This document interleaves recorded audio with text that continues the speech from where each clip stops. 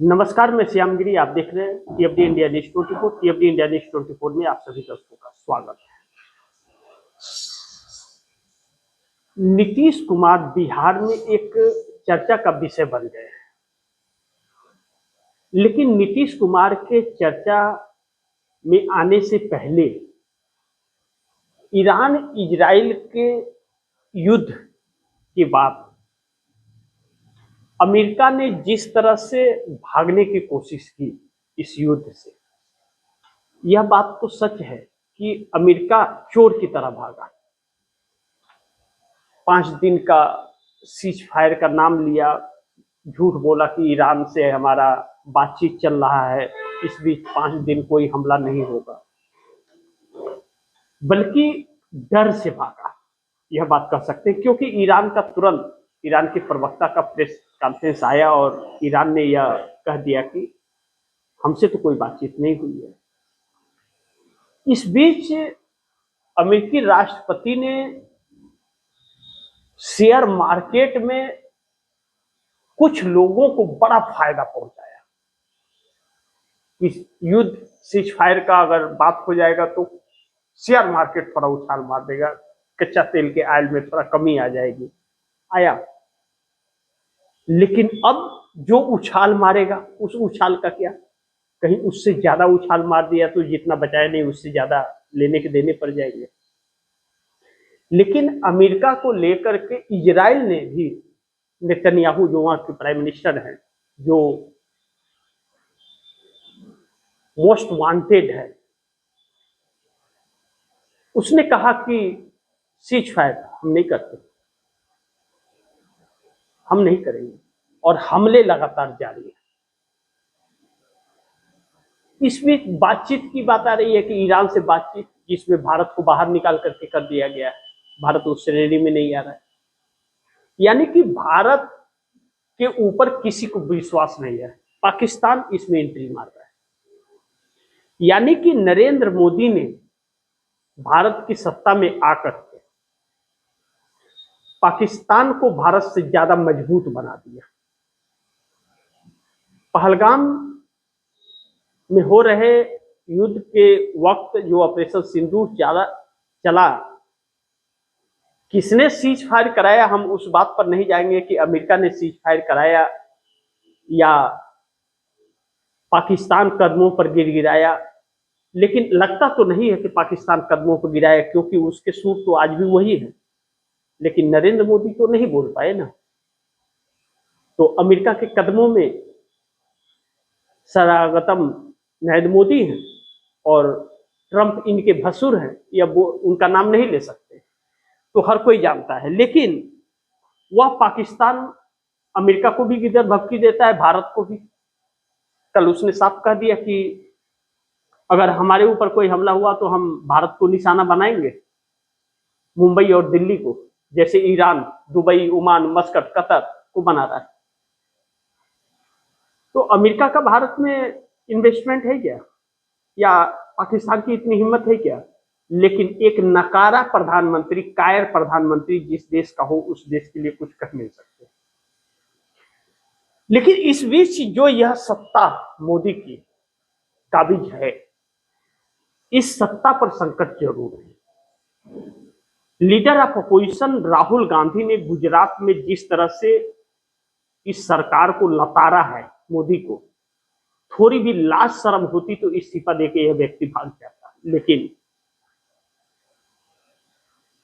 Bharatiya Janata party से लाज शर्म की आप चर्चा करें, बात करें, तो बेईमानी हो जा रही है। ऐसे में राहुल गांधी ने नरेंद्र मोदी के 25 मिनट के भाषण जो पार्लियामेंट में हुए, उस पर चर्चा करते हुए यह कहा कि नरेंद्र मोदी ने यह देश को बता दिया कि बहुत बड़ी आपदा जो देश के अंदर आने वाली है, वह महंगाई की मार और बेरोजगारी की बहुत बड़ी मार होगी, जिसे झेलने के लिए देश की जनता तैयार है। यह अल्टीमेटम नरेंद्र मोदी ने दे दिया देश को। अब इंडिया गठबंधन इस बीच क्या तैयारी कर रहा है? मोदी सरकार ने कल सर्वदलीय बैठक बुलाई है। इस सर्वदलीय बैठक का क्या, जब ईरान इजराइल के युद्ध में निर्णय लेना चाहिए था और पार्लियामेंट में बताना चाहिए था, तब तो मोदी ने बताया नहीं और बुलाया नहीं। और इजराइल के होकर के मोदी रह गए, तो इजराइल क्यों गए? हमारे देश की हिस्ट्री तो इजराइल के साथ नहीं है, आप क्यों गए इजराइल के साथ? इसका जवाब दे नहीं रही है सरकार।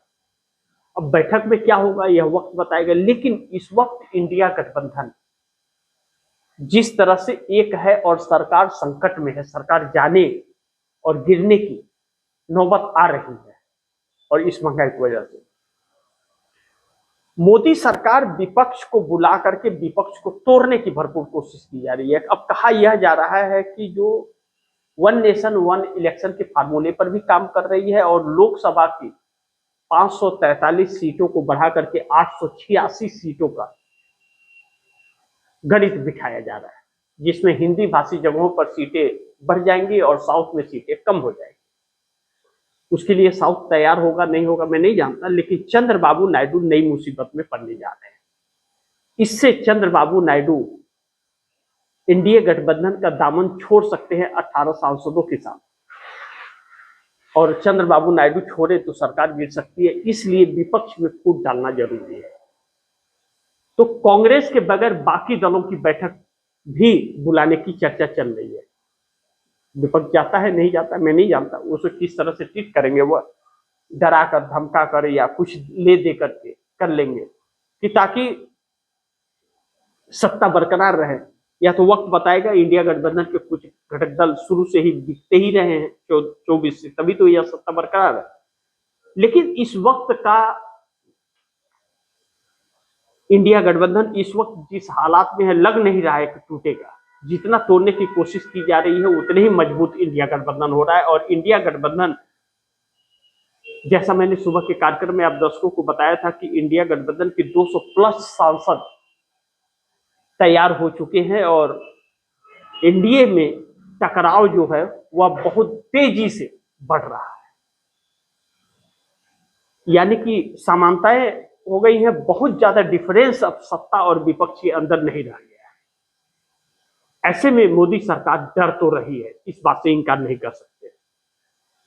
आसाम से लेकर के गुजरात तक जो चर्चाएं चल रही हैं, आसाम के अंदर जो भारतीय जनता पार्टी की सत्ता है 10 साल से, आसाम के अंदर सिचुएशन यह आ गया कि भारतीय जनता पार्टी के बड़े बड़े नेता छोड़ करके और कांग्रेस में जा रहे हैं। 9 अप्रैल को ही वोटिंग भी होना है। सोचिए 9 अप्रैल को वोटिंग होगा आसाम के अंदर, और भारतीय जनता पार्टी छोड़ करके कांग्रेस में जाने का सिलसिला शुरू है।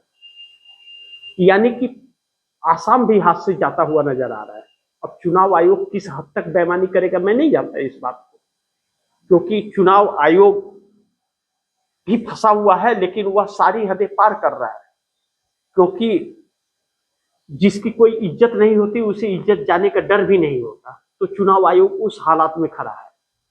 और ज्ञानेश कुमार की नीतियां और बेईमानी भी मोदी को फंसा रही है और ले डूबने की तैयारी में है। क्या होगा, क्योंकि यह सब मिले हुए एक ही सिक्के के 2 पहलू हैं, यह देखना महत्वपूर्ण होगा। लेकिन भाजपा टूट रही है और बड़े बड़े नेता असम के अंदर और गुजरात के अंदर कांग्रेस में शामिल हो रहे हैं, जो भारतीय जनता पार्टी के लिए शुभ संकेत नहीं दे रहा। अब ऐसे में मोदी सरकार एक बड़ी मुश्किल में पड़ती हुई नजर आ रही है और नीतीश नायडू सिंधे भी मुश्किलें इस सरकार की बढ़ाते हुए नजर आ रहे हैं। लेकिन यहां पर नीतीश के पास जो 85 एमएलए और 12 सांसद हैं, वह नरेंद्र मोदी के लिए एक नई संकट बनते हुए नजर आ रहे हैं, क्योंकि बिहार को लेकर के कुछ निर्णय नहीं हो पा रहा है कि बिहार में सीएम कौन बनेगा। अब 26 मार्च को नीतीश कुमार की स्मृति यात्रा समाप्त हो रही है और 27 मार्च को पटना के गांधी मैदान में एक बड़ी जनसभा को संबोधित करेंगे। नीतीश कुमार के बेटे निशांत कुमार बहुत सक्रिय है और निशांत कुमार को सीएम बनाने की मांग जेडीयू के अंदर उठ रही है। और जैसे जैसे नीतीश कुमार चुप्पी मार रहे हैं या अलग अलग तेवर दिखा रहे हैं, तो भारतीय जनता पार्टी की धड़कनें बढ़ने लगी है। भारतीय जनता पार्टी ने सोचा नहीं था कि जिस नीतीश कुमार को पूरी तरह से समाप्त कर रहे हुआ नीतीश कुमार इतने सक्रिय हो जाएंगे। लेकिन एक बात जो इस सरकार को खाई जा रही है, इंडिया गठबंधन में स्वागत की तैयारी किसकी चल रही है? नीतीश की चल रही है या नायडू की चल रही है, या नीतीश नायडू दोनों की चल रही है?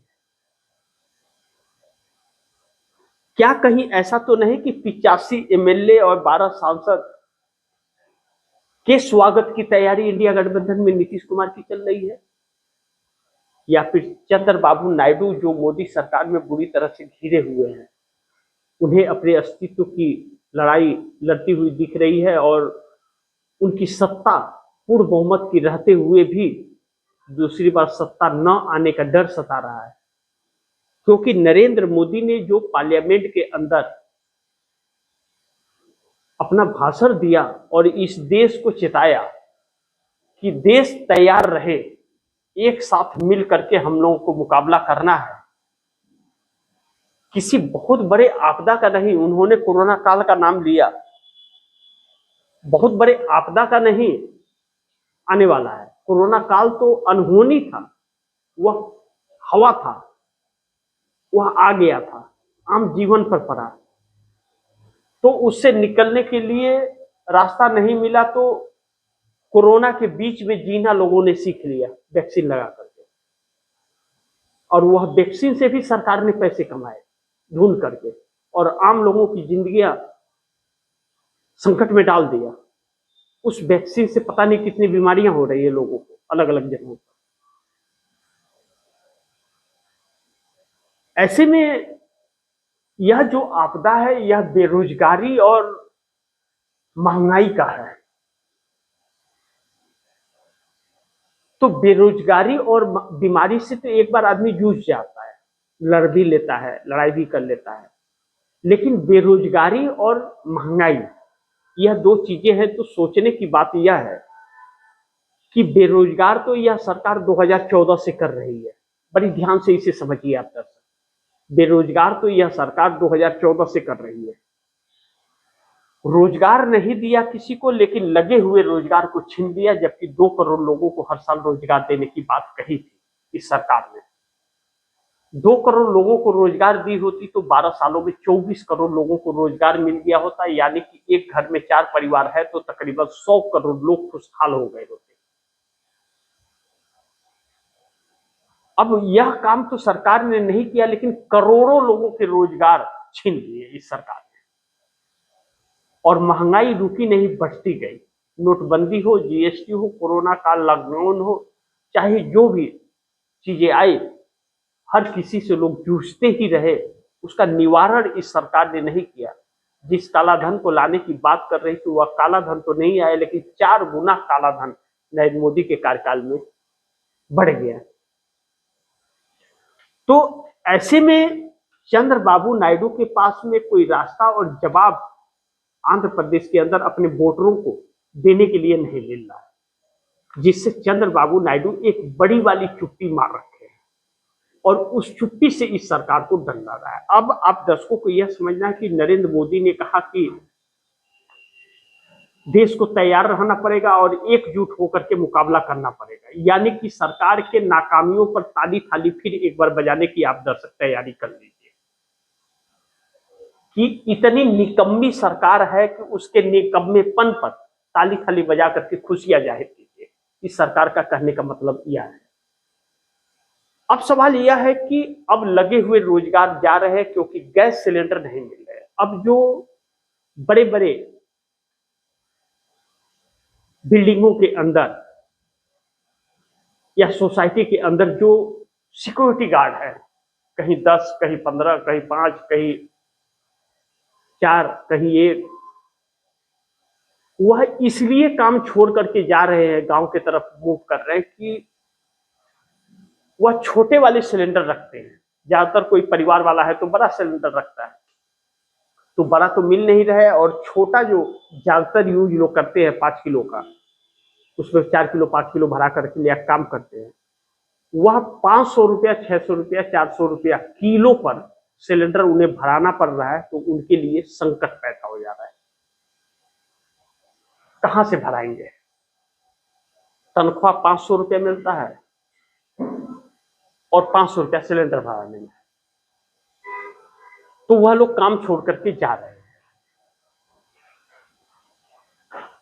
अब ऐसे में 1 किलो सिलेंडर तो एक दिन में खर्चा हो ही जाता होगा, 5 लोग हैं अगर घर में, तो नहीं तो 1 किलो सिलेंडर 2 दिन मान लेते हैं, तो 500 रुपया कमा रहा है, तो 250 रुपया सिलेंडर में चला जा रहा है और 250 रुपया खाने में, यानी कि पूरी सैलरी गई।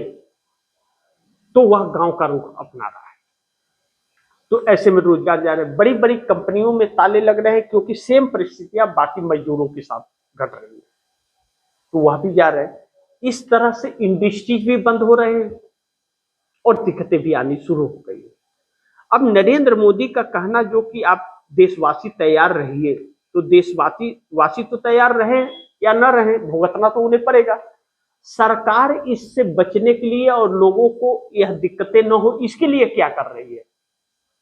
तो निकम्मी सरकार बिल में ढूक कर रहने का व्यवस्था की है कि 1 लाख करोड़ रुपए का प्रोटेक्शन एडिशनल फंड जारी करा लिया है कि उससे चुनाव लड़ेगी और खा पी करके मस्त रहेगी, यानी कि आपको आपके हाल पर छोड़ देगी। इसीलिए प्रधानमंत्री ने कहा कि जैसे कोरोना से निपट लिए वैसे इससे भी निपट लेंगे, यानी कि भगवान भरोसे उस वक्त भी छोड़ा गया और इस वक्त भी भगवान भरोसे छोड़ा जाएगा। तो क्या यही किल्लत की जिंदगी जीने के लिए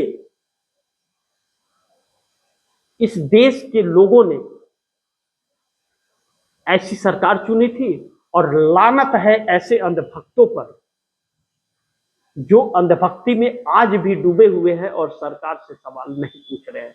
लानत है ऐसे अंधभक्तों पर, वह देश पर एक बोझ बन गए हैं जो अंधभक्ति में डूबे हैं। अब अगर सवाल नहीं पूछा इस सरकार से, तो ऐसे अंधभक्तों के ऊपर थू है। लेकिन उनकी आंखें खुलेगी इस बात की गारंटी तो नहीं दे सकता मैं, लेकिन एक चीज है कि चंद्रबाबू नायडू के ऊपर एक सवाल है कि चंद्रबाबू नायडू की जो चुप्पी है मोदी की मुश्किलें बढ़ा रही है। नायडू क्या करेंगे? 18 सांसद पलटेंगे तो नहीं, यह डर मोदी सरकार के अंदर समाया हुआ है। इसलिए नरेंद्र मोदी नीतीश कुमार के ऊपर और इंडिया गठबंधन के ऊपर बहुत ध्यान केंद्रित किए हुए हैं कि नीतीश कुमार किसी भी कीमत पर टूट करके न जाए, क्योंकि अगर नीतीश कुमार टूट कर चले गए तो मोदी सरकार ताश के पत्तों की तरह ढा ढा करके गिर जाएगी। इसके लिए अलग अलग माहौल बिहार में बनाने की कोशिश की जा रही है, क्योंकि चंद्रबाबू नायडू के पास 16 और पवन कल्याण के पास 18 सांसद जो हैं, यह अगर जाते हैं तो 293 एनडीए गठबंधन के पास है। यह 18 सांसद जाने का मतलब हो जाएगा कि 275 सांसद इस सरकार के पास रहेंगे, यानी कि बहुमत के आंकड़े से 3 सांसद अधिक। यानी कि आप यह मान लीजिए कि सरकार तलवार की नोक पर आ जाएगी, किधर भी डगमगाएगी तो चुप जाएगा। तो यह डर और खौफ समा रहा है। इसके लिए भारतीय जनता पार्टी सर्वदलीय बैठक बना करके और अलग अलग विपक्ष से अलग अलग मतगणना करके उसे के अंदर फूट डालने की कोशिश कर रहे हैं, क्योंकि फूट पड़ा वह एक नहीं होगा तो यह एक रहेगा, और वह एक रहा तो यह गड़बड़ हो जाएगा। क्योंकि इंडिया गठबंधन के अंदर कुछ बड़ी तैयारी चल रही है और 250 सांसद एकजुट हो गए हैं, यानी कि जो इंडिया गठबंधन के अंदर और एनडीए गठबंधन के अंदर दोनों गठबंधनों में नहीं है, वह अलग है, वह भी इंडिया गठबंधन के साथ जुड़ते हुए नजर आ रहे हैं, इसलिए इस सरकार की मुश्किलें और बढ़ रही है। अब दूसरी चीज कि शेयर मार्केट में तकरीबन 50 लाख करोड़ रुपए डूब गए हैं। रुपया 94 के आसपास, कभी नीचे कभी ऊपर जा रहा है। और ईरान ने जिस तरह से धमकी दिया है, जिस तरह से जंग लड़ रहा है, कहीं रुपया 100 के पार हो जाए तो इसकी गारंटी नहीं दे सकते। यानी कि महंगाई बड़ी कमर तोड़ने वाली है। सामान ईरान के रास्ते आ नहीं रहा है, पूरी तरह से रुक गया है। और दूसरे देशों से भी सामान मिल नहीं रहा है क्योंकि सामान की किल्लतें हैं।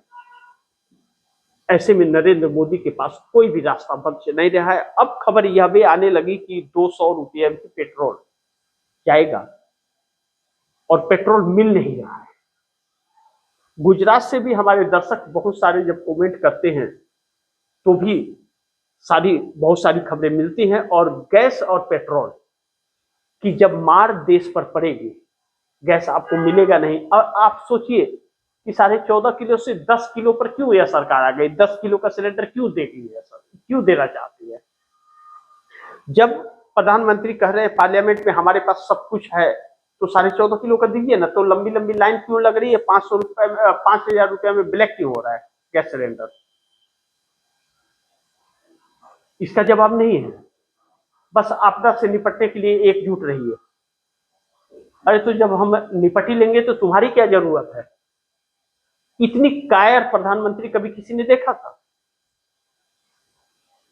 लेकिन भारतीय जनता पार्टी से आप इससे ज्यादा उम्मीद नहीं कर सकते। धोखेबाज पार्टी है, इस बात से हम इनकार नहीं कर सकते। और कायर भी है, क्योंकि सच को सच और झूठ को झूठ बोलने की इसके अंदर हिम्मत नहीं है।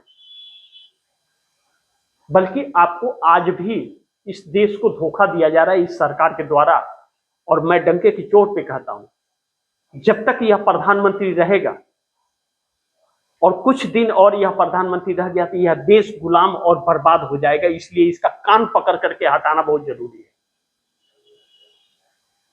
लानत है ऐसे गठबंधन पर जो ऐसे प्रधानमंत्री को बना करके रखा हुआ है। इस चेहरे को बदलना बहुत जरूरी है। यही बात तो भारतीय जनता पार्टी के वरिष्ठ नेता सुब्रमण्यम स्वामी ने भी कहा था कि यह व्यक्ति ब्लैकमेल हो रहा है, इसे हटाओ और दूसरे को प्रधानमंत्री बनाओ, सब कुछ सामान्य हो जाएगा।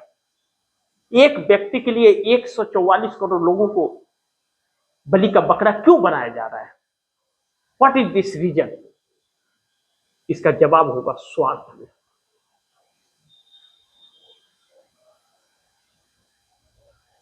उन अंधभक्तों पर बहुत दया आती है।